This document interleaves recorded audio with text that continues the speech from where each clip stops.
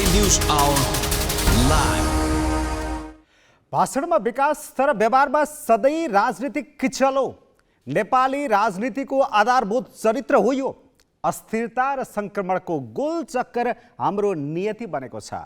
लाग्छ विकास र समृद्धिका लागि बहस र काम गर्न फुर्सद छैन। उत्पादन र पूर्वाधार देशको आर्थिक विकासका मेरुदण्ड हुन्, तर हामीका न उत्पादन छ न त पूर्वाधार विकासमा सन्तोष गर्ने ठाउँ। विकास निर्माणका लागि छुट्याइएको बजेट सरकारी ढुकुटीमै थन्किएको छ। त्यो भन्दा पनि उद्वेग लाग्दो पक्ष छ विकास र जनजीविकामा राजनीतिक नेताको उदासीनता र तिनका कार्यकर्ताको अन्धभक्ति। विदेशमा काम गर्ने श्रमिकले पठाएको रेमिट्यान्सले धानेको छ अर्थव्यवस्था, तर उनीहरूले जति विदेशबाट पठाउँछन् त्यो भन्दा ठूलो रकम हाम्रो सेवा सुविधाका लागि विदेशबाटै वस्तु आयातमा खर्च गर्नु परेको छ। यसले अर्थतन्त्र कुनै पनि बेला भड्खालोमा पर्न सक्ने जोखिम छ। भन्नका लागि कृषि प्रधान तर तरकारी फलफुलदेखि चामलसम्म आयात हुने भएपछि देश कृषि प्रधान होइन कुर्सी प्रधान भएको छ। पद पैसा र प्रतिष्ठाको दौडधुपमा व्यस्त राजनीतिक नेतृत्वले आम जनमानसलाई पनि त्यसैमा अल्मल्याएर राखेको छ। जनजीविकाका विषय बहसको केन्द्रमा कहिल्यै आउँदैनन्। न्युज आवरमा आज हामी नारा जुलुसमा सधैँ अगाडि देखिने राजनीतिक तबका विकास र जनसरकारका मुद्दामा किन मौनता साधिरहन्छ भन्ने प्रश्नको जवाफ खोज्नेछौँ। यसबाहेक एमसिसीको अबको र सडकको दुरावस्थाले जर्जर भएको ककनीको व्यथा प्रस्तुत गर्नेछौँ।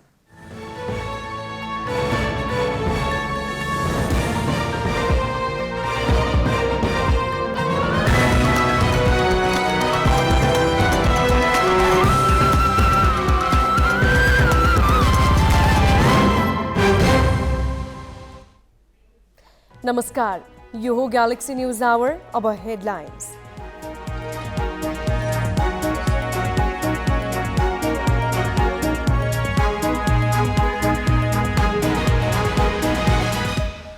एमसीसी को व्याख्यात्मक घोषणालाई अमेरिकी स्वागतले कार्यान्वयनको बाटो खुल्यो। संसदीय अनुमोदनपछि सम्झौताको स्वामित्व लिनु सबैको दायित्व। दयनीय विकास र अर्थतन्त्रप्रति राजनैतिक नेतृत्व उदासीन, प्रदर्शन र तोडफोडमा मात्रै ध्यान। पूर्व प्रधानमन्त्री भट्टराई भन्छन् भिजन नभएकाबाट के आश गर्नु। वित्तीय प्रणालीमा लगानी योग्य रकमको समस्या झन गहिरियो। राष्ट्र ब्याङ्कबाट चालिएका कदमको प्रभाव न्यून। कर्जा 28%ले बढ्दा निक्षेप 15% मात्र। युद्धरत रुस र युक्रेन बीच बेलारुसमा शान्ति वार्ता जारी। 4 लाख बढीले युक्रेन छाडेको राष्ट्रसङ्घीय नियोगको तथ्याङ्क। र एफयुएफ क्लबलाई लगातार दोस्रो पटक ललितपुर मेयर वुमन्स T20 को उपाधि। सुदूरपश्चिम 8 विकेटले पराजित।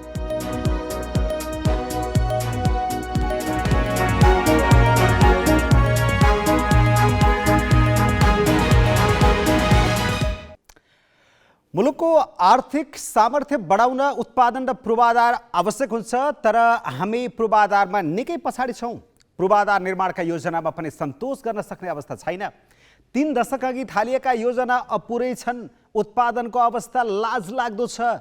2/3 नेपाली कृषिमा आधारित रहे पनि तरकारी फलफुलदेखि चामलसम्म विदेशबाट ल्याउनु परिरहेको छ।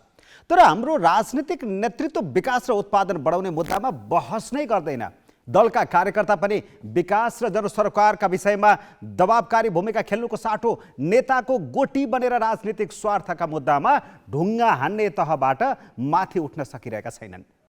एमसीसी को विरोधमा सत्तारूढ दल र तिनका भ्रातृ संस्था नै प्रदर्शनमा उत्रिए।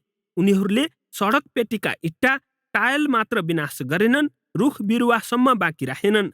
एमसीसी संसदमा पेश भएपछि अनुमोदन नहुँदासम्म एक साता बालुवाटार, बालकोट, खुमलटार र सिंहदरबारमा नेताहरूको दौडधुप चल्यो। तर तिनै नेता र तिनका कार्यकर्ताले विकास र जनसरकारका विषयमा भने मौनता साध्दै आएका छन्।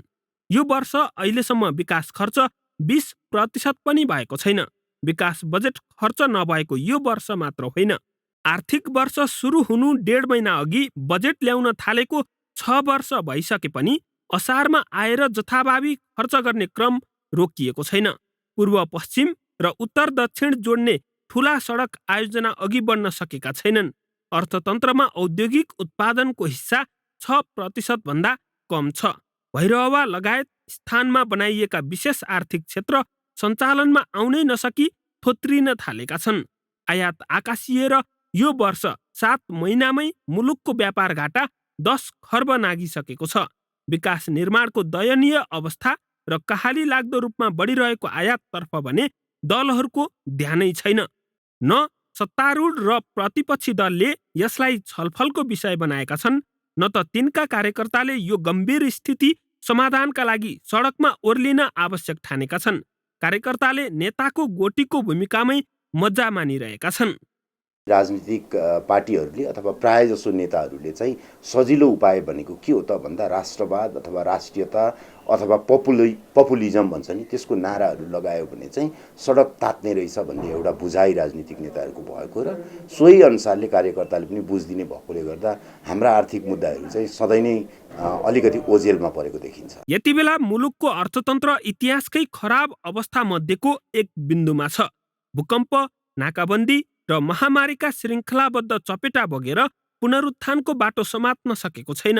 विदेशबाट आउने ऋण र अनुदानको मात्रा घटेको छ। वैदेशिक रोजगारीमा जाने श्रमिक बढे पनि उनीहरूले पठाउने रेमिटेन्स बढ्न सकेको छैन।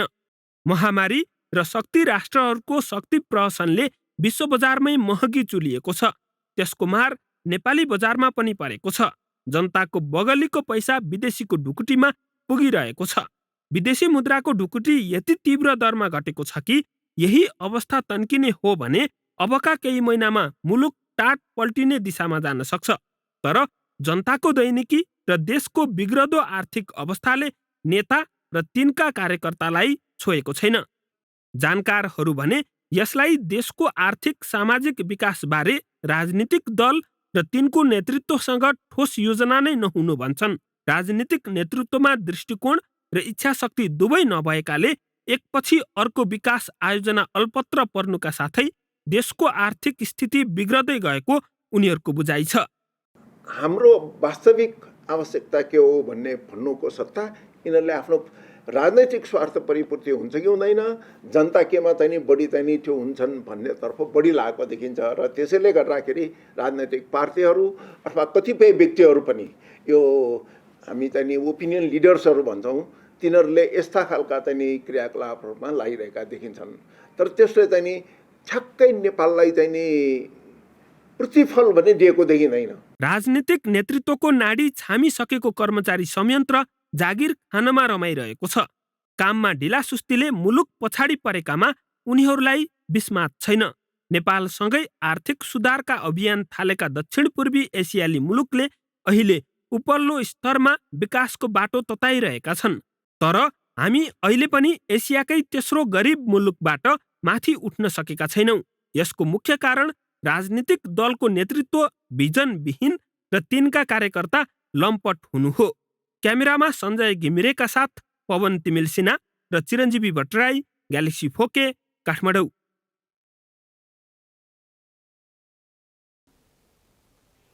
नेपाली राजनीतिमा किन सधैँ राजनीतिक मुद्दा मात्र हावी हुन्छन् र विकास निर्माणमा बहसै हुँदैन भनेर हामीले पूर्व प्रधानमन्त्री बाबुराम भट्टराईलाई सोधेका छौँ। राजनीतिक नेतृत्वले यो ऐतिहासिक चेत प्राप्त गर्नुपर्छ। तत्कालको मुख्य समस्या के हो भने ठम्याउन सक्नुपर्छ। हाम्रो राजनीतिक नेतृत्वमा त्यो प्रकारको चेत, दूरदृष्टि, भिजन नहुनुको चाहिँ परिणाम हो। हामीले बहुदलीय लोकतन्त्रमा त्यसैले यिनै एजेन्डाहरू अगाडि सारेर जनताको मत लिएर सत्तामा गएर कार्यान्वयन गर्नुपर्ने हो। तर हाम्रो चाहिँ पिछडिएको चाहिँ आर्थिक सामाजिक सांस्कृतिक स्तरले गर्दा नेताहरूलाई चाहिँ चुनाव जित्न कुन तरिकाले सबभन्दा सजिलो हुन्छ त्यही कुरा गरिदिन्छन्। जस्तै राष्ट्रियता अमूर्त कुरा, जो भावना राष्ट्रियता आफ्नो देशप्रतिको माया त सबैको हुन्छ, त्यसको चाहिँ एउटा भय दोहन गरेर भोट लिएर सत्तामा पुग्न सजिलो हुन्छ। र कतिपय उन्नति गफका कुराहरू पनि गरिदिएँ, म यो गर्छु के गर्छु भन्ने कुनै ठोस योजना पनि नभएर चाहिँ मान्छेहरूलाई चाहिँ झुक्क्याउने ढङ्गले पनि भोट लिने चलन छ। तर त्यो पुरानो भयो। त्यसैले मैले भन्न खोजेको के हो भने यसमा मुख्य राजनीतिक नेतृत्वको एउटा दूरदृष्टिको अभाव प्रमुख कुरा हो। दोस्रो कुरो चाहिँ एउटा उनीहरूको चाहिँ एउटा निष्ठा, इमान्दारीको पनि अभाव हो। र अहिलेको इतिहासको चेत नहुनु पनि समस्या हो। तर मेरो विचारमा चाहिँ उहाँहरूको चाहिँ सोचकै समस्या चाहिँ हो। र अहिले चाहिँ हाम्रो नेताहरू लड्न भिड्न जेल गर्न त उहाँको ठुलो त्याग बलिदान गर्नुभएको छ होइन। हाम्रो पुस्ताले पनि त्यो गर्यो, मैले पनि त्यो गरेँ। तर चाहिँ मैले अहिले नयाँ बाटोको कुरा गरेको, वैकल्पिक राजनीतिको कुरा गरेको अर्थ पनि हामीले चाहिँ देशमा लोकतन्त्रको लडाइँको चाहिँ अभियानमा त मूलतः हामीले राम्रै भूमिका खेल्यौँ। तर देशको एजेन्डा फेरिएको छ, आवश्यकता फेरिएको छ, विश्व परिस्थिति, क्षेत्रीय परिस्थिति फेरिएको छ। त्यसलाई पच्चा मिलाउँदै अगाडि जाउँ र त्यो भनेको चाहिँ आर्थिक विकास समृद्धिका कुरामा मुख्य केन्द्रित गर्ने र अधिकारका कुरा जुन छन् त्यसलाई चाहिँ पनि सहायक बनाएर लिएर जाने। अब नेपालको समाज के हो भने राजनीतिक अधिकार प्राप्ति सँगसँगै जनताका जीवन स्तरमा सुधार, परिवर्तन, फेरि अन्तिम लक्ष्य चाहिँ त्यो हो विकास समृद्धि सुखीपन नै जनताको चाहिँ अभिष्ट हो। त्यसैले यी मुद्दामा चाहिँ केन्द्रित भएर अबको आन्दोलन चाहिँ हुनुपर्छ। एमसीसी संसदबाट अनुमोदन गर्ने कि नगर्ने भन्ने विषयले फुटको डिलमा पुगेको सत्ता गठबन्धन आइतबार एकाएक अनुमोदन गर्न सहमत भयो। एकै दिन प्रतिनिधि सभाका 2वटा बैठक राखी 12 बुँदे व्याख्यात्मक घोषणासहित अनुमोदन गर्दा एमसीसीको सबैले स्वामित्व लिनुपर्ने अवस्था आएको छ। भू राजनीतिक संवेदनशीलता पनि जोडिएकाले यसमा राजनीतिक स्वार्थका आधारमा गिजोल्न खोजिए परिस्थिति झन जटिल बन्न सक्छ। 2067 सालमा सुरु भएको एमसीसी सम्झौता प्रक्रिया आइतबार 12 बुँदे व्याख्यात्मक घोषणासहित अनुमोदन भएपछि यो कार्यान्वयनको चरणमा प्रवेश गरेको छ। द्विपक्षीय सम्झौता नेपालको संसदले अनुमोदन गर्दा यसको कानुनी हैसियत के हुन्छ भनेर आलोचकले प्रश्न उठाएका थिए। तर संसदले अनुमोदन गरेको र विभिन्न देशमा यस्तो प्रयोग पनि भएको कारण व्याख्यात्मक घोषणा एमसीसीकै अङ्ग बनेको सरकारको दाबी छ। अन्तर्राष्ट्रिय कानुनको मर्म नै के हो भने यो कुनै एक पक्षले राख्दा दुवै पक्षलाई स्वीकार्य हुन्छ। यो अन्तर्राष्ट्रिय कानुनको मान्यता हो। यसलाई हुन्छ वा हुन्न ढङ्गले व्याख्या गर्नु फेरि पूर्वाग्रही हुन्छ। यो अन्तर्राष्ट्रिय मान्यता हो र जेनेभा कन्भेन्सनको मान्यता हो, जसमा हामी पनि युएनका एउटा सदस्य राष्ट्र छौँ। यो सबैलाई मान्य हुन्छ, कानुन हुन्छ, अन्तर्राष्ट्रिय मान्यता हो। यो संसदले व्याख्यात्मक घोषणासहित अनुमोदन गर्दा सम्झौताको अर्को पक्ष अमेरिकाले त्यो स्वीकार गर्छ कि गर्दैन भन्ने प्रश्न पनि उठाइएको थियो। प्रतिनिधि सभाबाट अनुमोदन भएको केही बेरमै नेपाल स्थित अमेरिकी दूतावासले यसको स्वागत गरिसकेको छ। दूतावासले नेपाली जनताका लागि थप रोजगारी सिर्जना, विद्युत आपूर्तिमा वृद्धि र ढुवानीको खर्च कम हुने विश्वास व्यक्त गर्दै सम्झौता कार्यान्वयनको आधार बनेकोमा खुसी व्यक्त गरेको छ। यसबाट अमेरिकाले पनि स्वीकार गर्छ भन्ने आधार बनेको अन्तर्राष्ट्रिय कानुनका जानकार बताउँछन्। इन्टरप्रेटिभ डिक्लेरेसन जुन छ नि त्यो इन्टरप्रेटिभ डिक्लेरेसनलाई इन्टरनेसनल लले मान्यता दिएको छ। कसरी दिएको छ भने भियना कन्भेन्सन को टीटीसँग को अधिकारलाई प्रयोग गरेर संयुक्त राष्ट्रसङ्घको तपाईँको महासभामा रिपोर्ट गर्ने गरी इन्टरनेसनल ल कमिसन भन्ने बनाएको छ। त्यो इन्टरनेसनल ल कमिसनले सन् 2011मा यसले चाहिँ सन् 2011मा यसको 54th सेसनमा चाहिँ जेनरल एसेम्ब्लीमा यसले एउटा रिपोर्ट पेश गर्यो। 711 पेजको रिपोर्ट छ यो। त्यो रिपोर्टमा चाहिँ गाइडलाइन अन्तर्राष्ट्रिय ट्रिटीहरू कसरी बन्छन्, त्यसमा रिजर्भेसन कसरी राख्ने, त्यसमा तपाईँको डिक्लेरेसन कसरी गर्ने भन्ने कुरा राख्यो। एमसीसीकै कारण सत्ता राजनीतिमा उथलपुथल हुने र त्यसले नयाँ प्रकारको अस्थिरता सिर्जना हुन सक्ने आशंकाका बीच एमसीसी अनुमोदन भएपछि तत्काललाई सत्तारूढ गठबन्धन पनि फुट्नबाट जोगिएको छ। एमसीसीको विरोधमा रहेका माओवादी केन्द्र र एकीकृत समाजवादी पनि अब यसको स्वामित्व लिनुपर्ने अवस्थामा पुगेका छन्। अझ भन्दा सार्वभौम संसदले अनुमोदन गरिसकेपछि प्रमुख राजनैतिक दलसहित राज्यका सबै संरचनाले इमान्दारीपूर्वक यसको कार्यान्वयन गर्नै पर्ने भएको छ। त्यसैले अब यो विषयलाई कसैको जित वा हारका रूपमा लिने, एकअर्काप्रति द्वेष र घृणा बढाउने भन्दा भू राजनैतिक संवेदनशीलता र अरू शक्ति राष्ट्रका चासो समेत ख्याल गरी राष्ट्रिय हितमा उपभोग गर्नुको विकल्प छैन। क्यामेरामा जय तामाङका साथ अङ्गराज नेउपाने, ग्यालेक्सी फोके, काठमाडौँ। एमसीसीमा जुन तहको बहस विवाद र राजनीतिक ध्रुवीकरण भयो त्यसले 25 वर्ष अघिको भारतसँगको महाकाली सन्धिलाई सम्झाइदिएको छ। विवाद मात्र होइन, संसदबाट सन्धिको अनुमोदन हुँदा पनि राजनीतिक दलहरूले साझा सङ्कल्प गरेका थिए। तर त्यसलाई स्वीकार नगर्दा अहिलेसम्म नेपालका सरकारवालालाई उपेक्षा मात्रै गरिएको छ। महाकालीको पानीमाथि भारतको एकाधिकार जस्तै छ। कतै एमसीसी पनि कार्यान्वयनमा ध्यान नदिँदा विकासको ठूलो सपनामा मात्र सीमित हुने त होइन भन्ने प्रश्नलाई पनि जीवितै राखेको छ।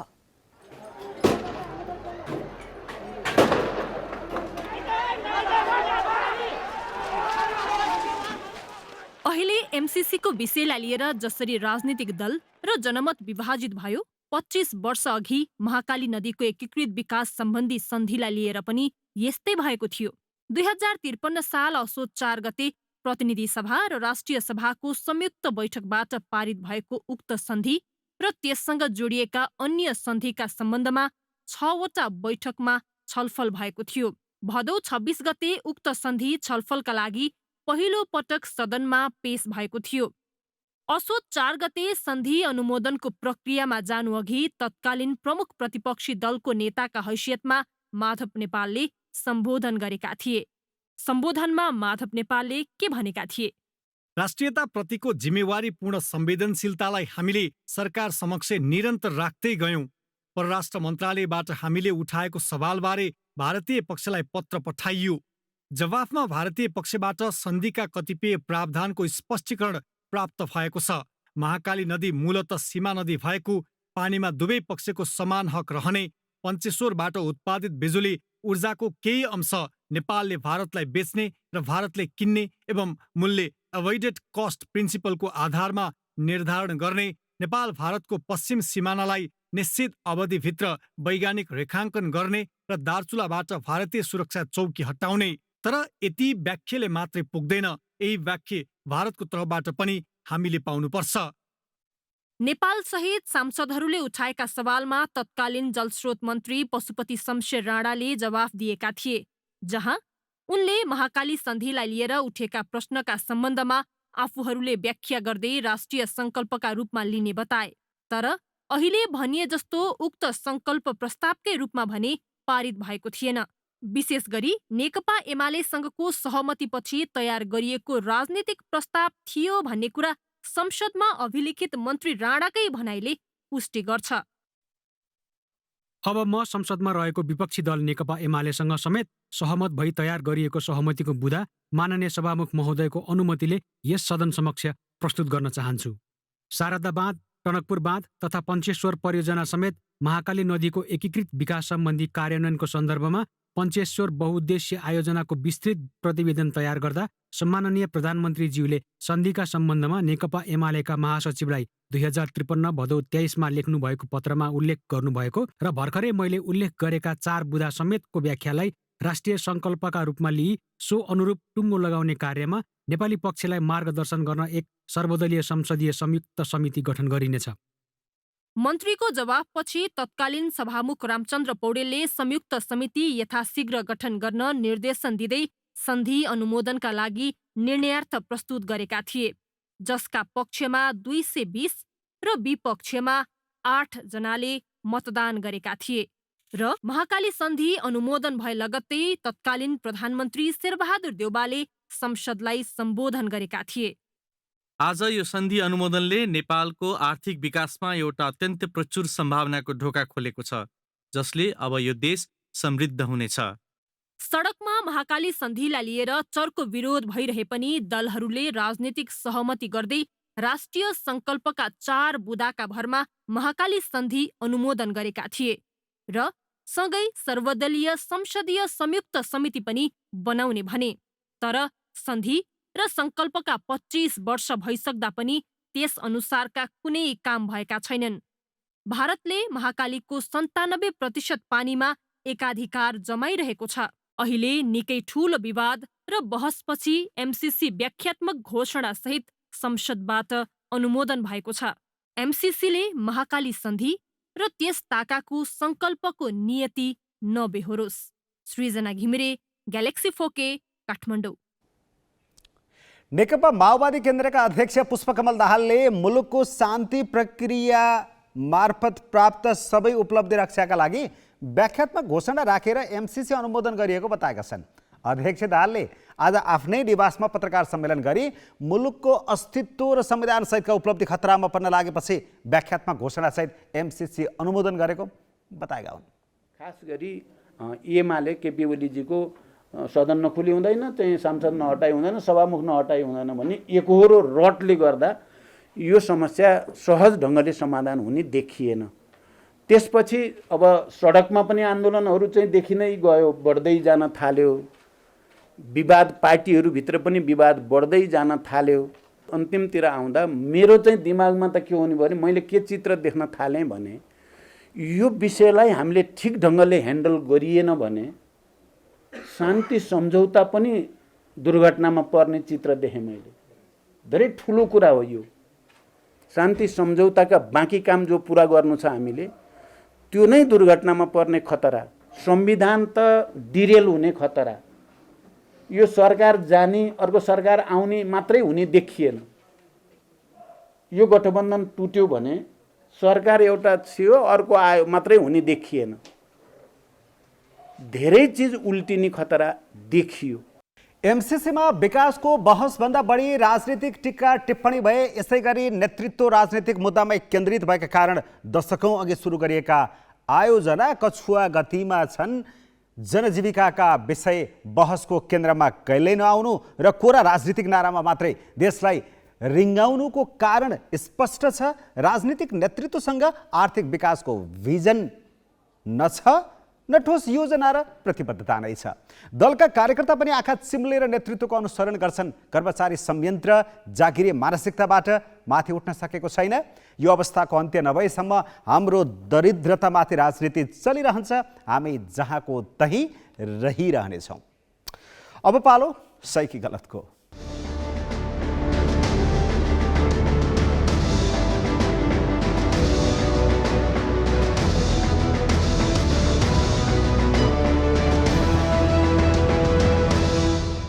सही कि गलतमा हिजो हामीले सोधेको प्रश्न थियो, सत्ता गठबन्धनका घटकहरूले एमसीसी अनुमोदनका लागि व्याख्यात्मक टिप्पणीको बाटो रोज्नुलाई के भन्नुहुन्छ? ग्यालेक्सी एपमा सहीको पक्षमा 22% र गलतको पक्षमा 78% मत प्राप्त भएको छ। मत व्यक्त गर्नुहुने सम्पूर्ण दर्शकलाई धन्यवाद। अब आजको प्रश्न, विकास निर्माण र जनजीविकाका सवालभन्दा राजनीतिक मुद्दामा मात्रै केन्द्रित हुने दलहरूको चरित्र कस्तो लाग्छ? तपाईँले आफ्नो मत ग्यालेक्सी 4K टिभी एपमा गएर राख्न सक्नुहुन्छ। यसको अन्तिम परिणाम भोलिको न्युज आवरमा प्रसारण गरिनेछ। Galaxy app Google play store र एप स्टोरबाट डाउनलोड गर्न सक्नुहुन्छ। अब केही न्युज संक्षेपमा। चीनले एमसीसीको व्याख्यात्मक घोषणालाई आफूले ध्यान दिएको बताएको छ। प्रतिनिधि सभाले 12 बुँदे व्याख्यात्मक घोषणा सहित एमसीसी अनुमोदन गरेको भोलिपल्ट चीनको प्रतिक्रिया आएको हो। चीनको विदेश मन्त्रालयका प्रवक्ता वाङ वनपिनले आज बेजिङमा पत्रकार सम्मेलन गरी एक मित्रवत छिमेकी र विकास साझेदारका रूपमा चीनले सधैँ नेपाली जनताको विकासको बाटो छनौटलाई समर्थन गर्ने बताए। उनले अन्तर्राष्ट्रिय विकास सहयोगले पारस्परिक सम्मान र समान व्यवहारको सिद्धान्तलाई पालना गर्नुपर्ने पनि बताए। उनले अन्य देशको आन्तरिक मामिलामा हस्तक्षेप गर्ने हेतुले कुनै राजनीतिक शर्त नराख्ने कुरामा चीनले बारम्बार जोड दिने गरेको उल्लेख गरे। सरकारले भारत, चीन लगायत कुनै पनि मित्र राष्ट्र विरुद्ध नेपाली भूमि प्रयोग हुन नदिने प्रतिबद्धता जनाएको छ। मन्त्री परिषदको आज बसेको बैठकले सबै मुलुकसँग मैत्रीपूर्ण सम्बन्ध कायम गर्ने परराष्ट्र नीतिको मर्म अनुरूप छिमेकी मुलुक विरुद्ध नेपाली भूमि प्रयोग हुन नदिने प्रतिबद्धता जनाएको हो। एमसीसी अनुमोदनमा चासो राखेको चीनलाई आश्वस्त पार्ने प्रयास स्वरूप प्रतिनिधि सभाबाट अनुमोदन भएको भोलिपल्ट सरकारको यो प्रतिबद्धता आएको हो। सरकारले एमसीसी अनुमोदन गर्न सहज वातावरण निर्माण गर्ने सबैलाई धन्यवाद दिएको छ। संसदबाट मिलेनियम च्यालेन्ज कर्पोरेसन एमसीसी अनुमोदन गरिएको विरोधमा उत्रिएका प्रदर्शनकारीले सुर्खेत स्थित नेपाली कांग्रेस र नेकपा एमालेको पार्टी कार्यालयमा आगजनी गरेका छन्। उनीहरूले पार्टी कार्यालयमा ढुङ्गामुढा गर्दै आगो लगाएका हुन्। प्रदर्शनकारी र सुरक्षाकर्मी बीच झडप भएको छ। स्थिति नियन्त्रणमा लिन प्रहरीले केही सेल अश्रु ग्यास समेत प्रहार गरेको छ। घटनास्थल आसपासको क्षेत्रमा प्रशासनले कर्फ्यू लगाएको छ। नेपाली कांग्रेसले व्याख्यात्मक घोषणा सहित संसदबाट अनुमोदन भएपछि एमसीसी सम्बन्धी भ्रम र अन्यल समाप्त भएको बताएको छ। कांग्रेसले आज पार्टी मुख्यालयमा पत्रकार सम्मेलन गरी व्याख्यात्मक घोषणाले विभिन्न क्षेत्रबाट उठाइएका भ्रम चिर्न मद्दत पुगेको बताएको हो। पार्टी प्रवक्ता प्रकाश शरण महतले एमसीसी अनुमोदनले थप विदेशी लगानी आकर्षित गर्न बल मिलेको बताए। उनले एमसीसी अनुमोदनमा प्राविधिक रूपमा एमाले सहभागी नभए पनि उसको साथ रहेको भएको दावी गरे। प्रतिनिधि सभाले आइतबार एमसीसी अनुमोदन गरेको थियो। कार्यान्वयनमा अब सबै पक्षले साथ दिनुपर्ने कांग्रेसले बताएको छ। स्थानीय तह निर्वाचनमा भाग लिन 80वटा दलले निवेदन दिएका छन्। आयोगमा 110वटा दल दर्ता रहेकोमा तीमध्ये 80वटा दलले स्थानीय तह निर्वाचनमा भाग लिने प्रयोजनका लागि निवेदन दिएको आयोगले जनाएको छ। आयोगले स्थानीय तह निर्वाचनमा भाग लिने प्रयोजनका लागि निवेदन दिन दलहरूलाई फागुन 5 देखि 15 गतेसम्मको समय दिएको थियो। दलहरूले निवेदनसँगै बुझाएका कागजातमाथि आयोगले छानबिन गरिरहेको छ।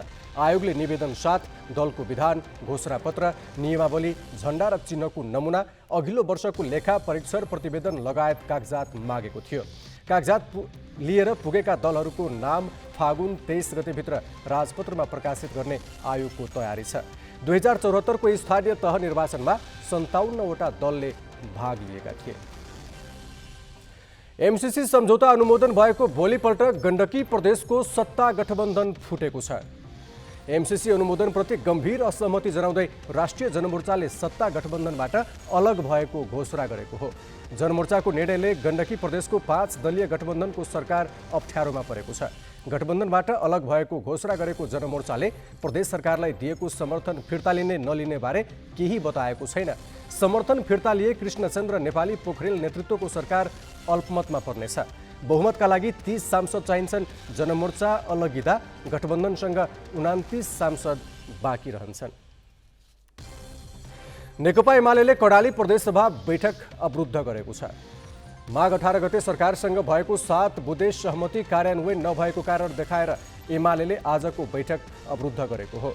बैठक सुरु हुन साथ एमालेका सांसदले उभिएर विरोध जनाएका थिए। आजको बैठक चल्न नसकेपछि फागुन 18 गतेसम्मका लागि स्थगित गरिएको छ।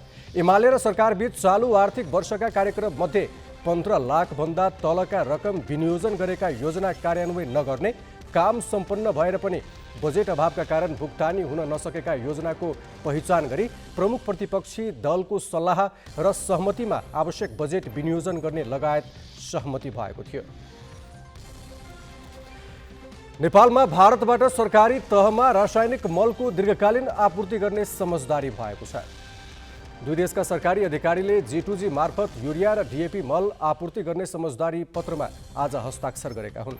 नेपालका तर्फबाट कृषि विकास मन्त्रालयका सचिव गोविन्द प्रसाद शर्मा र भारतका तर्फबाट रसायन एवं मल्ल मन्त्रालयका सचिव राजेश कुमार चतुर्वेदीले समझदारी पत्रमा हस्ताक्षर गरेका हुन्।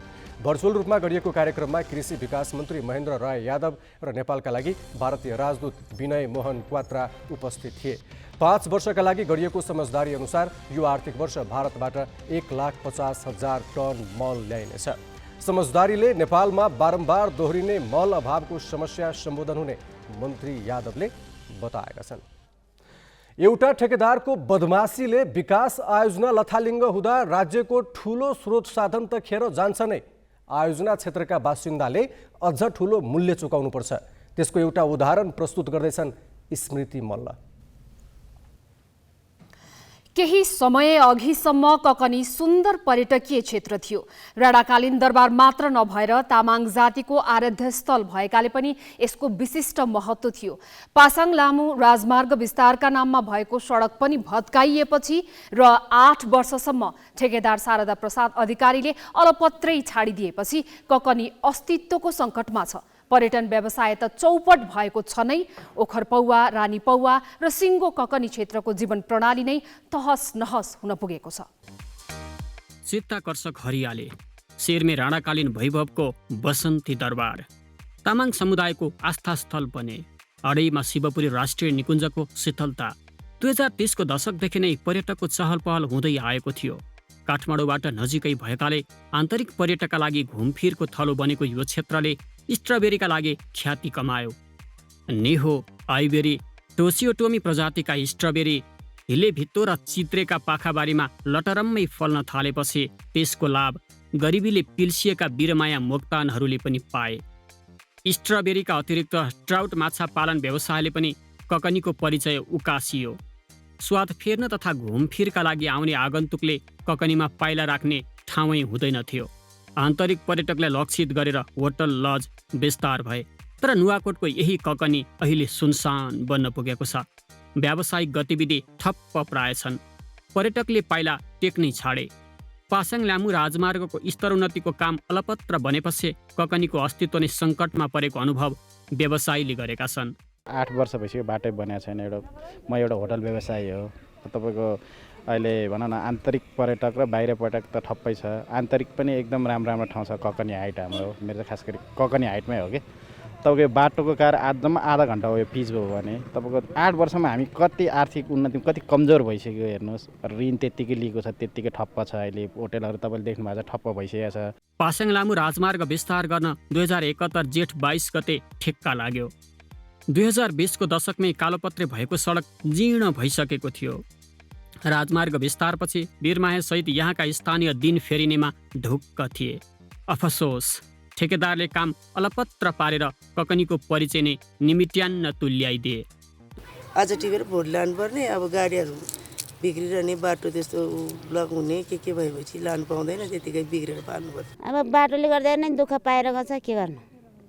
बाटो राम्रो नभएर गाडी धेरै आउँदैन, पहिरो नि गएर चाहिँ ठाउँमै। अनि त्यही भएर जान त व्यापार पनि राम्रोसँग हुँदैन। अलिअलि हुन्छ, अलिअलि 200-300 रुपियाँ हुन्छ। साउ बुझाउनु पर्छ, के गर्नु। बाटो हुँदा त धेरै कमाउँछ नि। अहिले त बाटो छैन, धेरै यहाँतिर बिक्री हुँदैन, काठमाडौँ लानै पर्छ, अनि व्यापारीले खान्छ। सडक निर्माणमा ठेकेदारको लापरवाहीले अहिले यो क्षेत्रमा रुटका कुनै पनि गाडी चल्दैनन्। बाह्य पर्यटक जाँदैनन्। हिलो र धुलोको समस्या अकथनीय छ। सडकको बिजोकले बालबालिकाको शिक्षा दीक्षा नराम्ररी प्रभावित भइरहेको छ। गाडी आउँदैन, अब टिचरहरू घर जान्छ। हेर्नुहोस् है, यहाँ बस्दैन। हाम्रो यहाँ भवानी उच्च मावि छ, घर जान्छ। विद्यार्थीको बच्चाहरूको पनि पढाइ खत्तम, मोटरसाइकल चढ्दैन। आउँदा बाटो बिचमा त अब 4 घन्टा लाग्दिन्छ। हेर्नुहोस्, 21 किलोमिटर यता आउँदा बालुजी बाइपासबाट 4 घन्टा लाग्छ। यहाँ आउँदा कहिले 12 बच्चा 1 बच्चा कति पढ्ने बच्चाहरूले। एउटा यहाँ फेरि तपाईँको हेल्पस छ, हाम्रो हेल्पसमा पनि कर्मचारी त्यस्तै छन्। यहाँ गाउँपालिका छ, गाउँपालिका पनि त्यस्तै छन्। त्यो कारणले यो सबभन्दा ठुलो ठेकदार ठुलो कि हाम्रो सरकार ठुलो?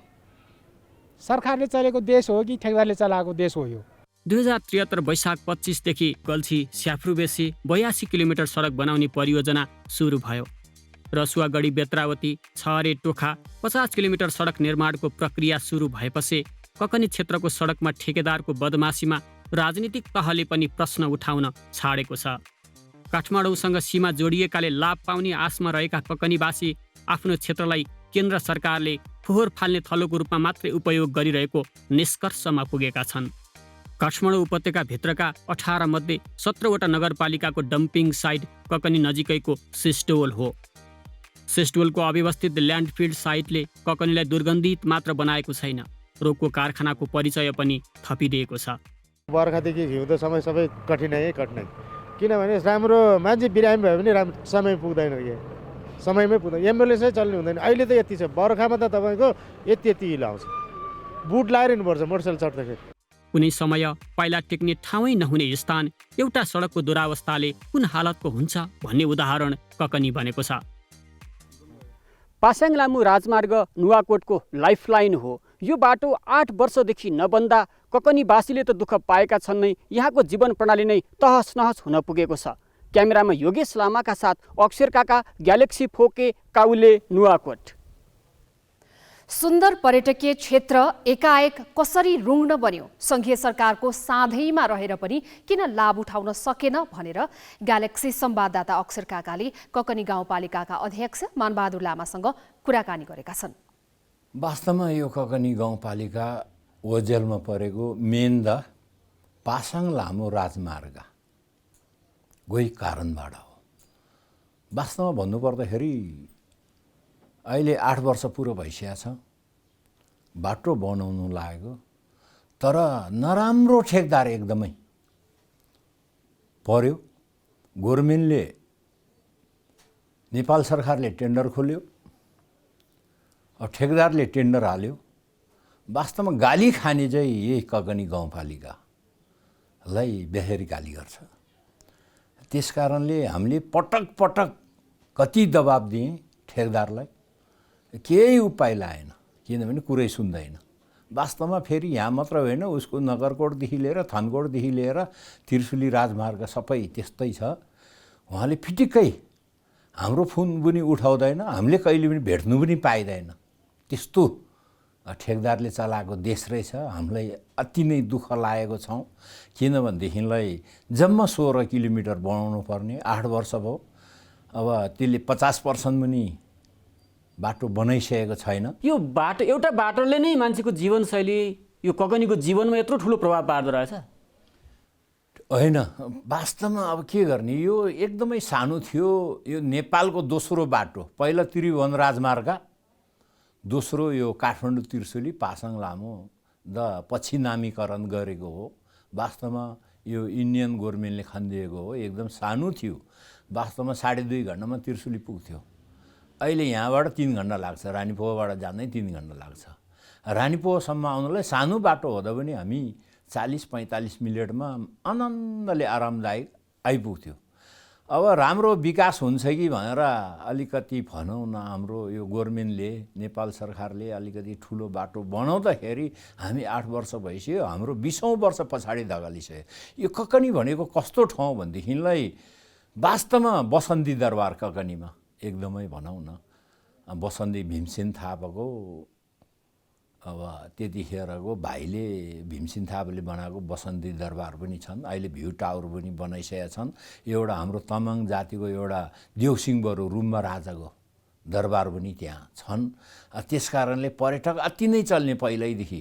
नगरकोट र ककनी एकैचोटि पर्यटक घोषणा भएको, नगरकोट कुदेर कहाँ पुगिसक्यो, ककनी जागो ताई छ। एउटा फेरि अर्को कारण छ, एउटा 18वटा नगरपालिकाको फोहोर फाल्ने डम्पिङ साइट सिसिटोल अहिले त्यस्तै अस्तव्यस्त छ। त्यहाँको मान्छे एउटा क्यान्सर लाएर भनौँ न, फोक्सो रोगी लाएर अब त्यस्तै धेरै नै मरिसकेको छ। किडनी फेल भएर धेरै नै मरिसक्यो। त्यही कारण अहिले अस्तव्यस्त छ। 18वटा नगरपालिकाको फोहोर ल्याएर फाल्छ, त्यसलाई व्यवस्थित छैन। पहुँचका आडमा ठेक्का रोकेर विकास निर्माण अलपत्र पार्ने र प्रभावित क्षेत्रका बासिन्दाको दैनिक जीवनमाथि नै खेलवाड गर्नेहरूमाथि राज्यले कारबाही नगर्ने हो भने जनताको आक्रोशले भयावह रूप लिन सक्छ। तसर्थ राज्यका निकायले नै यसतर्फ समयमै चासो दिनुपर्छ। अब केही न्यूज संक्षेपमा। काठमाडौँ नयाँ बानेश्वरको मूल सडकमा शङ्कास्पद रूपमा छाडिएको प्रेसर कुकरमा इँटा र प्लास्टिक पाइएको छ। नेपाली सेनाको टोलीले निष्क्रिय पार्ने क्रममा कुकरभित्र इँटा र प्लास्टिक राखेको पाइएको हो।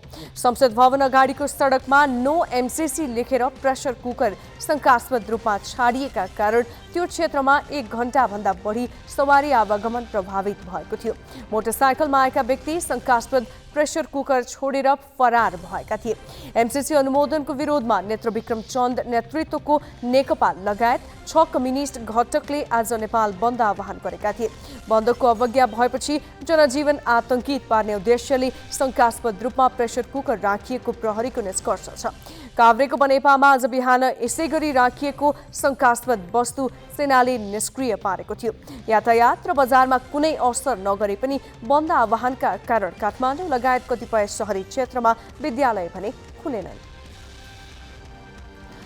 ताप्लेजुङमा 5 महिना अघि युवतीको बलात्कारपछि हत्या भएको घटनाका दोषीलाई जिल्ला अदालतले 36 वर्ष कैद सजाय सुनाएको छ।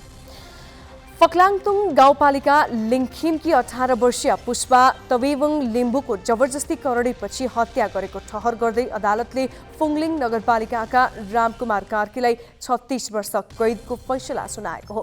न्यायाधीश प्रकाश राउतको इजलासले हत्या कसुरमा 25 वर्ष र बलात्कार कसुरमा 11 वर्षको कैद सजाय सुनाएको अदालतका इजलास सहायक अधिकृत निमा छिरिङ शेर्पाले जानकारी दिए। अदालतले पीडित परिवारलाई क्षतिपूर्ति बापत 3 लाख रुपैयाँ भराउन भनेको छ। काभ्रेको 5 खाल नगरपालिकामा गर्भवती मृत फेला परेको घटनामा प्रहरीले उजुरी लिन नमानेपछि माइती पक्ष आन्दोलित भएको छ।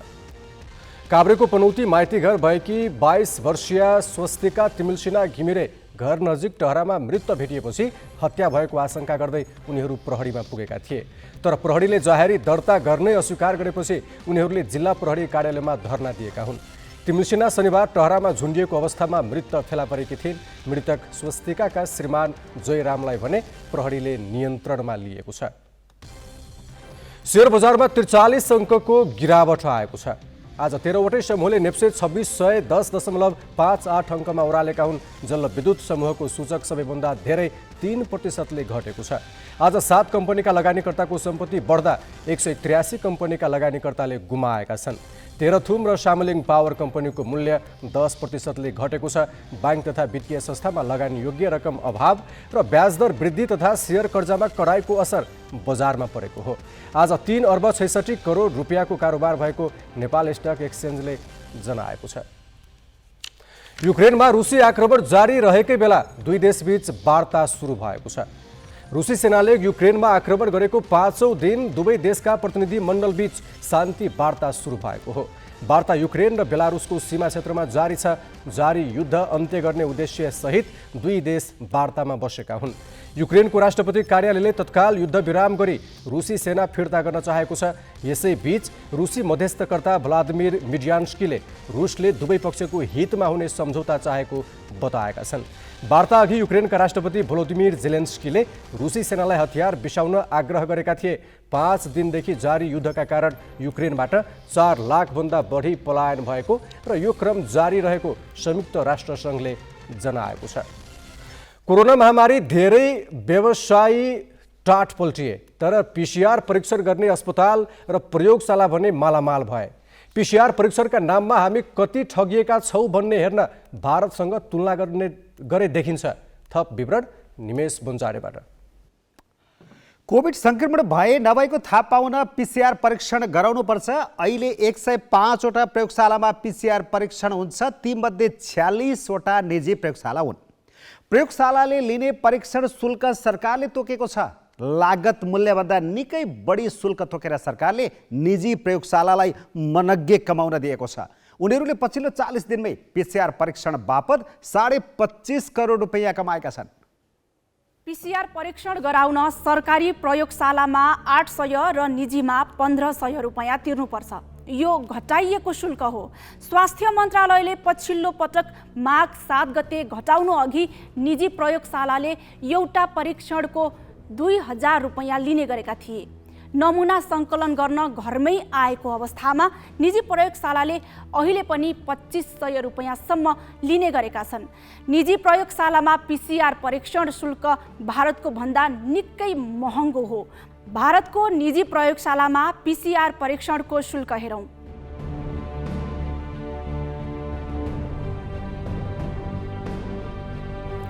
त्यहाँका निजी प्रयोगशालामा 300 भारतीय रुपैयाँ अर्थात् 480 नेपाली रुपैयाँमा परीक्षण हुन्छ। अर्थात् भारतमा भन्दा नेपालमा निजी प्रयोगशालाले 200% बढी शुल्क उठाइरहेका छन्।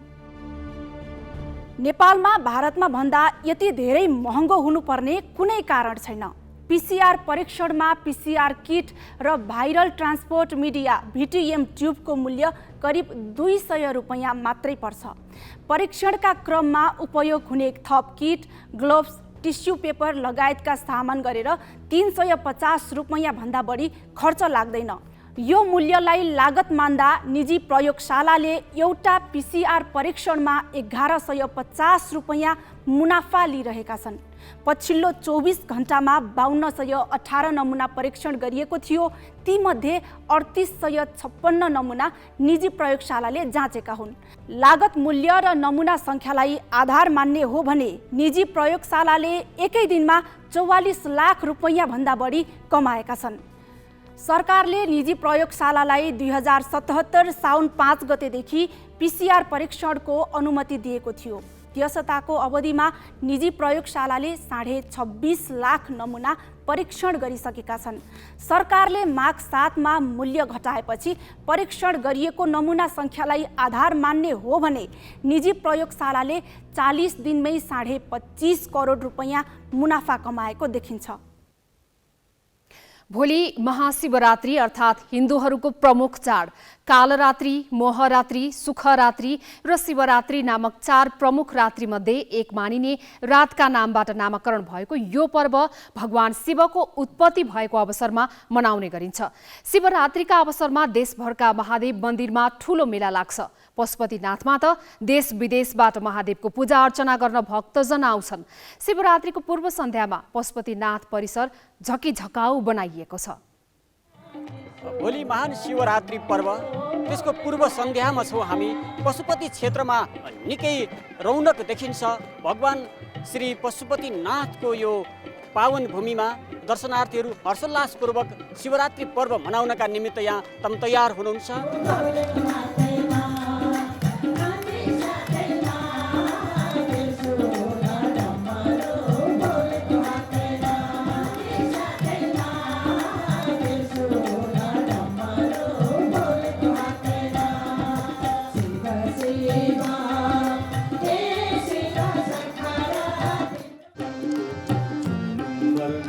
महान शिवरात्रि पर्वको पूर्व सन्ध्यामा पशुपति दुलै जस्तै सिगारिएको छ। नेपालबाट मात्रै होइन, भारतका विभिन्न सहरहरूबाट पनि यहाँ दर्शन गर्नका निमित्त उल्लेख्य भक्तजनहरू यहाँ आएको हामीले देख्न सक्छौँ।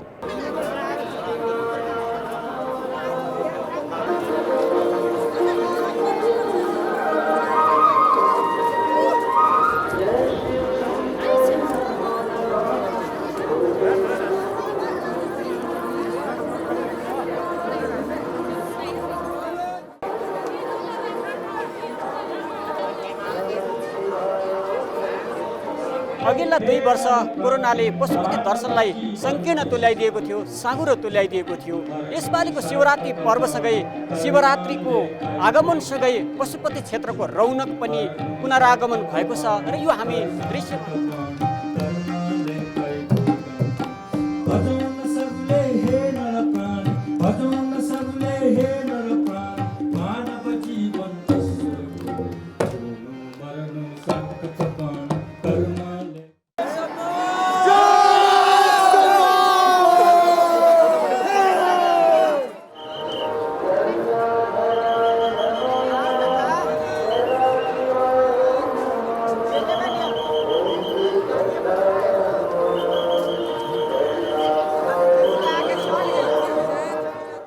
जति सन्ध्या सघन बन्दैछ त्यति पशुपतिमा दर्शनार्थीहरूको भिड बाक्लिँदैछ। यसले मानिसहरूको आस्था र विश्वासको प्रतिनिधित्व गर्छ। क्यामेरामा रिकेश सिंहका साथ अक्षर काका, ग्यालेक्सी 4K, पशुपति धाम, काठमाडौँ। बिजनेस न्यूज का साथमा कर्पोरेट पे व्यावसायिक भुक्तानीलाई सरल बनाउँदै प्रणालीमा आबद्ध हुन आजै आफ्नो बैंक तथा वित्तीय संस्थामा सम्पर्क गर्नुहोस्।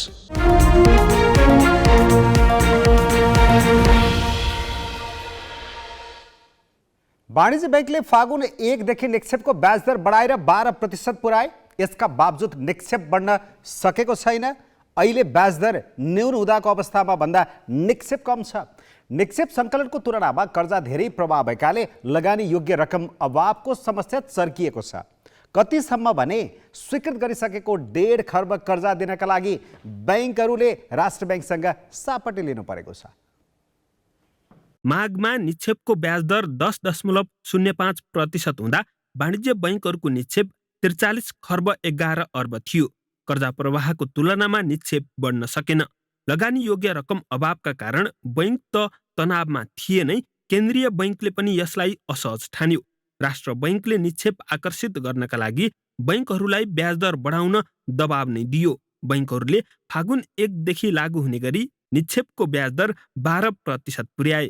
तर त्यस यताको 15 दिनमा निक्षेप 3 अर्बले घटेको देखिएको छ। अर्थात् निक्षेप सङ्कलनको तुलनामा कर्जा प्रवाह बढेकाले बैंकको निक्षेप 43 खर्ब 8 अर्बमा झरेको छ। पुसमा राष्ट्र बैंकले पुनर्कर्जाको 92 अर्ब रुपियाँ पठाएकाले र स्थानीय तहको बजेटको थप 30% रकम निक्षेपमा गणना गर्न पाउने व्यवस्थाका कारण निक्षेप बढ्न पुगेको थियो। तर त्यो लामो समयसम्म कायम रहेन। कर्जाको माग घटेन, जसले अभावको समस्या कायमै रह्यो। साउन यता निक्षेप 15%ले बढ्दा कर्जा 28%ले बढेको छ। अत्याधिक कर्जा प्रवाहले 23 वाणिज्य बैंकको तरल सम्पत्ति अनुपात मापदण्डभन्दा तल अर्थात् 25% झरेको छ। यस्तै 20 बैंकको कर्जा निक्षेप अनुपात 90% भन्दा बढी छ। वित्तीय प्रणालीमा 1 खर्ब 56 अर्ब तरलता अभाव भएपछि त्यसलाई टार्न बैंकले स्थायी तरलता सुविधा, ओभरड्राफ्ट रिपो र रिपो गरी राष्ट्र बैंकबाट 157 अर्ब रुपियाँ लिएका छन्। 47 अरब बराबरको चाहिँ तरलता उपलब्ध गराउँदै पनि बैंक वित्तीय संस्थाहरूमा अहिले लगानी योग्य रकम कम भएको हो कि भन्ने हामीले सुन्छौँ। तथापि अहिले चाहिँ राष्ट्र बैंकसँग रहेको अधिक तरलता, बैंक वित्तीय संस्थाहरूको तरलता जुन चाहिँ CRR मेन्टेन गर्नुपर्ने भन्दा माथिको रकम हो, 5 अरब 31 करोड हिजोको दिनमा पनि छ। यसले गर्दा तरलता सकिएकै हो भन्ने होइन। तरलता व्यवस्थापनका लागि बैंकहरूले चालु आर्थिक वर्ष 7 महिनामा 41 खर्ब 19 अर्ब स्थायी तरलता सुविधा प्रयोग गरिसकेका छन्। खास गरी ओभरड्राफ्ट, हायर पर्चेज, घर जग्गा, शेयर, ट्रस्ट रिसिप्ट लगायत क्षेत्रमा अधिक कर्जा गएकाले निक्षेपको तुलनामा कर्जाको आकार बढी देखिएको हो। राष्ट्र बैंकले आयात निरुत्साहित गर्ने नीति लिए पनि कमी आउन सकेको छैन। यो आर्थिक वर्ष 7 महिनामा अघिल्लो आर्थिक वर्षको सोही अवधिको तुलनामा आयात 42% बढेको छ। देशको अर्थतन्त्रको मुख्य आधार बनेको रेमिट्यान्स भने घटिरहेको छ। अर्कातिर विकास निर्माण ठप्प जस्तै छ भने विदेशी मुद्रा आर्जन हुने पर्यटन क्षेत्र पनि कोभिडका कारण चलायमान हुन सकेको छैन। यिनै कारण तरलता अभावको समस्या चुलिएको बैंकरहरूको बुझाइ छ। रेमिटेन्स पनि पैसा घट्यो अनि हाम्रो चाहिँ यतातिर पुँजी खर्च पनि नहुने, अर्कोतिर चाहिँ अब हामी पर्यटनदेखि लिएर यो सेक्टरमा हामी चाहिँ अलिकति जे भए पनि यो सेक्टरले सपोर्ट गरेको थियो। यतातिर डलरलाई पनि विदेशी मुद्रा सञ्चितलाई पनि सपोर्ट हुने र आर्थिक गतिविधिलाई पनि सञ्चित गर्ने, त्यतातिर पनि त्यो हाम्रो सङ्कुचन भने एक किसिम नेग्लिजिबल पोजिसन आएको हुनाले यो सबै तीनटै सेक्टरले चाहिँ रिसोर्स भएको निक्षेपलाई मद्दत गर्ने अवस्था रहेन। लगानी योग्य रकम अभाव चुलिएकैले अन्तर्बैङ्क ब्याजदर बढेर 6.97% पुगिसकेको छ। तरलता समस्या समाधान नहुने भएपछि बैंकहरूले ब्याजदर अझै बढ्ने सङ्केत गरेका छन्। क्यामेरामा विष्णु थापाका साथ चिरञ्जीवी भट्टराई, ग्यालेक्सी फोके, काठमाडौँ। नेपाली खेलकुदमा विभागीय टोलीको दबदबा छ। घरेलु महिला क्रिकेटमा पनि विभागीय टिमकै राज छ। ललितपुर मेयर महिला च्याम्पियनसिपका दुवै संस्करण एपीएफले जित्यो। दोस्रो संस्करणको फाइनलमा एपीएफले आज सुदूरपश्चिमलाई 8 विकेटले हराएर उपाधि उचालेको हो। प्रशिक्षणमा जोड र खेलाडीलाई मासिक तलबका कारण एपीएफलाई अरू टिमले चुनौती दिन नसकेका हुन्। प्रधानमन्त्री कप महिला राष्ट्रिय क्रिकेट प्रतियोगिताका 7 संस्करणमध्ये 5 संस्करण एपीएफले जित्नुले घरेलु क्रिकेटमा विभागीय टिम एपीएफको दबदबा प्रष्ट हुन्छ। एपीएफले प्रधानमन्त्री कप मात्र होइन, ललितपुर मेयर महिला च्याम्पियनसिपमा पनि अरूलाई अवसर दिएन। च्याम्पियनसिपको दुवै संस्करणको उपाधि एपीएफले नै जित्यो। अन्य विभागले महिला क्रिकेट टोली निर्माण गर्न नसकेको फाइदा एपीएफले उठाएको हो। एपीएफकी कप्तान सीता राणा मगर त्यो मान्न तयार छैनन्। ट्यालेन्ट वाइज हेर्ने भने चाहिँ सुदूरपश्चिम हामीभन्दा नि ट्यालेन्ट छ जस्तो लाग्छ मलाई चाहिँ होइन। सबै छ उहाँहरूमा। अब हामीमा छक्का हान्ने एबिलिटी त्यति कम होला, उहाँहरूमा 2-3वटा प्लेयरमा त जति पनि छ होइन। तर एउटा मेन्टली चाहिँ प्रिपेयर हुनुहुन्न सुदूरपश्चिमको टिम, त्यति हो। नत्र भने त त्यस्तो हामी मात्रै स्ट्रङ भन्ने चाहिँ छैन। सुदूरपश्चिम पनि एकदमै स्ट्रङ टिम छ। आर्मी अथवा पुलिसले गरेपछि चाहिँ सस्टेन गर्न सजिलो हुन्थ्यो होइन। अनि प्लस स्ट्रङ अब हाम्रो पनि टप कम्पिटिसन बढ्दै जान्थ्यो। 2073मा सुनसरीको इचरीमा भएको विरत राष्ट्रिय खेलकुदमा चौका विवादका कारण एपीएफले खेल्न अस्वीकार गरेको थियो। 2 वर्ष अघि लमैमा भएको प्रधानमन्त्री कपमा एपीएफ प्रदेश 1सँग पराजित भयो। पछिल्लो 5 वर्षमा एपीएफले गुमाएको यो नै एकमात्र उपाधि हो। यसै वर्ष धनगढीमा भएको प्रधानमन्त्री कपमा प्रदेश 1लाई नै पराजित गर्दै एपीएफले पुनः आफ्नो च्याम्पियनको साख फर्कायो। सोमबार त्रिवी क्रिकेट मैदानमा भएको ललितपुर मेयर महिला च्याम्पियनसिपमा सुदूरपश्चिमले 8 विकेटले पराजित गर्दै एपीएफले महिला क्रिकेटमा आफ्नो दबदबालाई निरन्तरता दियो। सुदूरपश्चिमले दिएको 114 रनको लक्ष्य एपीएफले मात्र 15 ओभर 5 बलमा पुरा गर्यो। आफ्नो पर्फर्मेन्सदेखि चाहिँ खुसी छु म होइन। सोचे जस्तो एक्सपेक्ट गरे जस्तो ब्याटिङ भएको छ। अनि बलिङमा उनीहरू ठिकै छ भन्नु पऱ्यो, कमजोर होइन। तर जस उनीहरूलाई रिड गरेको थियौँ हामीले अलरेडी, अनि त्यसले गर्दा चाहिँ हामीलाई अलिकति हेल्प भयो भनौँ न उनीहरूको बल खेल्नलाई। उपाधिका लागि ज्योति पाण्डेले महत्त्वपूर्ण भूमिका खेलिन्। फाइनलमा 43 रन जोड्दै प्लेयर अफ द म्याच बनेकी ज्योतिले प्रतियोगिताकै उत्कृष्ट खेलाडी र उत्कृष्ट ब्याटरको समेत पुरस्कार पाइन्। यस्तै सुदूरपश्चिमकी ईश्वरी विष्टले उत्कृष्ट बलरको पुरस्कार जितिन्। प्रतियोगिताको विजेता एपिएफले 2 लाख र उपविजेता सुदूरपश्चिमले 1 लाख रुपैयाँ प्राप्त गरे। हामी न्युज आवरको अन्त्यमा छौँ। जाँदा जाँदै हेडलाइन्स।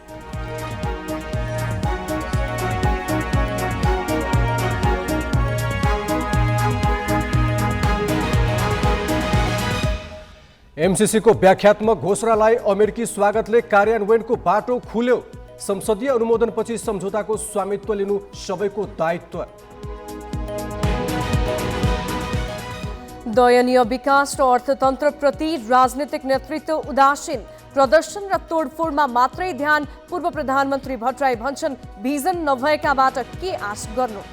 वित्तीय प्रणालीमा लगानी योग्य रकमको समस्या झन गहिरियो। राष्ट्र ब्याङ्कबाट चालिएका कदमको प्रभाव न्यून, कर्जा 28%ले बढ्दा निक्षेप 15% मात्र। युद्धरत रूस र युक्रेन बीच बेलारुसमा शान्ति वार्ता जारी। 4 लाख बढीले युक्रेन छाडेको राष्ट्रसङ्घीय नियोगको तथ्याङ्क। र एफएफ क्लबलाई लगातार दोस्रो पटक ललितपुर मेयर वुमन्स T20 को उपाधि। सुदूरपश्चिम 8 विकेटले पराजित।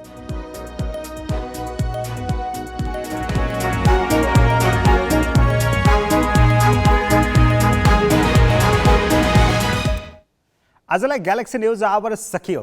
नमस्ते।